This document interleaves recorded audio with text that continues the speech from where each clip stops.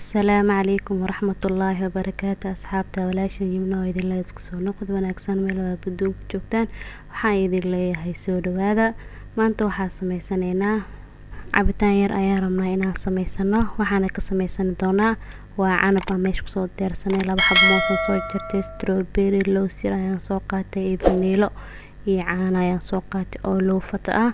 kulli waa isku soo dardarayaa asxaabta blender ayaan ku soo wada shubnayaa kulli بعدين أصحابته waxaan ku soo darsanaynaa wax yar oo vanilla ah vanillada qoynida ayaan ku soo darsanaynaa tii caadiga oo ku soo darsan kartaa hadaa u baahan tahay wax yar furka oo wato ama hadii kala qaado nuskeeda ayaa ku darsan kartaa hadana waxaan ku soo darsanayaa malabka waa laba qaado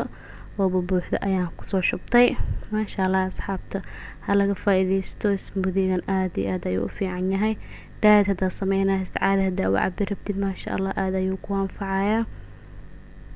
maasha Allah asxaabta cabitaankan aad iyo aad ayuu u fiican yahay waana caafimaad healthy waaye caafimaad ayaa ku jiro hadaa isku dardarsatid meesha waxaan ku soo diyaarsanay koobka inaan ku shubi lahayna waxaan geesaha kaga soo shubtay malab yar ayaan kaga soo shubtay markaas ayaa cabitaanka inaan ku soo wada shubanaynaa maasha Allah asxaabta hadda waxaan kor kaga soo saartay canabkii ah hadaa ka reebtay laba xabo aan kor soo saartay iyo looska ayaan kor ka soo saartay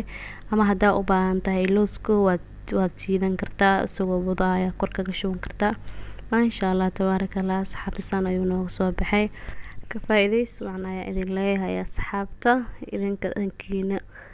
like comment share kana hilmaaminaya subscribe insha Allah